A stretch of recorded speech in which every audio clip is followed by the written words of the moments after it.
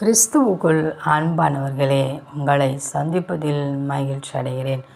1 நாளாகமம் 16:10. அவருடைய பரிசுத்த நாமத்தை குறித்து மேன்மை பாராட்டுங்கள். கர்த்தரை தேடுகளின் இருதயம் மகிழ்வதாக. நாம் எதை குறித்து மேன்மை பாராட்டுகிறோம்?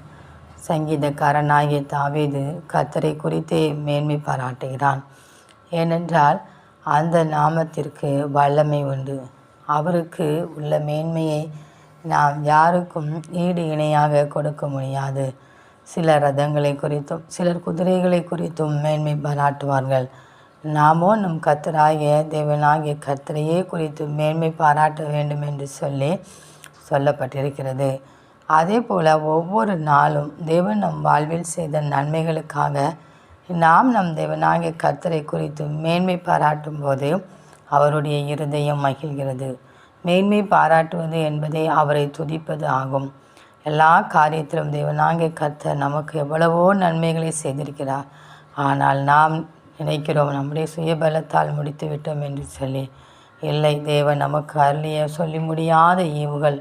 எனவே ஒவ்வொரு நாளும் அவர் நமக்கு பாராட்டி அந்த நன்மைக்காக அவரை துதித்து ஸ்தோத்தரிப்போம். அப்பொழுது தேவன் நமக்கு இன்னும் எண்ணிலடங்காத நன்மைகளை கொடுத்து அவர் ஆசீர்வதிப்பார். அவர் நமக்கு கொடுத்த வாக்குத்தத்தத்தையும் நமக்கு கொடுத்திருக்கிறதான ஆணைகளையும் கர்த்தர் நிறைவேற்ற அவர் வல்லமை உள்ளவராயிருக்கிறார். எனவே நாம் அவரை குறித்தே மேன்மை பாராட்டுவோம், அவரை துதிப்போம், அவருடைய நாமத்தை எங்கும் பிரஸ்தாபப்படுத்துவோம். தேவனிடத்திலிருந்து ஆசீர்வாதங்களை பெற்றுக்கொள்வோம். அந்த தேவனின் அன்பு கரங்களை நாம் பற்றி கொண்டு அவரோடு கூட வாழ்வோம். ஆமேன்.